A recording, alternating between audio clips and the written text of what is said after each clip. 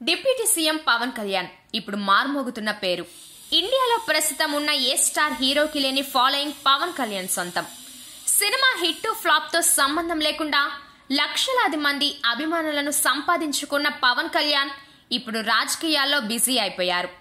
సినిమాల్లో తన పవర్ చూపించిన పవన్ ఇప్పుడు రాజకీయాల్లో తన పవర్ చూపించడానికి కష్టపడి పనిచేస్తున్నారు.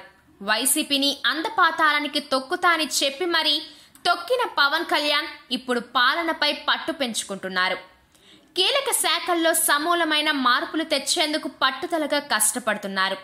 21 స్థానాల్లో పోటీ చేసి పార్టీని 21 స్థానాల్లో గెలిపించారు పవన్.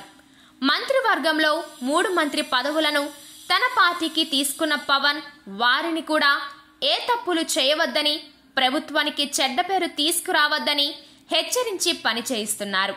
తాజాగా పవన్ కళ్యాణ్ పేరు జాతీయ స్థాయిలో మార్మోగింది.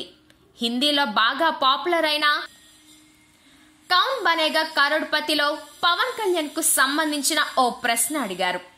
2024 జూన్లో ఆంధ్రప్రదేశ్ డిప్యూటీ సీఎంగా బాధ్యతలు స్వీకరించిన నటుడు ఎవరు అని కంటెస్టెంట్ ని అడిగారు బిగ్ బి.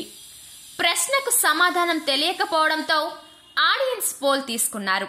ఆడియన్స్ లో 50% మంది పవన్ కళ్యాణ్ అని చెప్పారు. దీనితో పవన్ కళ్యాణ్ పేరు లాక్ చేయగా అది కరెక్ట్ ఆన్సర్ అయింది. దీంతో కంటెస్టెంట్ 1.6 లక్షలు గెలుచుకొని తర్వాతి ప్రశ్నకు వెళ్లారు. ఇప్పుడు ఇది సోషల్ మీడియాలో వైరల్ అవుతుంది. పవన్ ఫ్యాన్స్ అయితే ఇది మా రేంజ్ అంటూ సోషల్ మీడియాలో కామెంట్ చేస్తున్నారు. ప్రస్తుతం పవన్ కళ్యాణ్ సినిమాల మీద కూడా ఫోకస్ చేస్తున్నారు.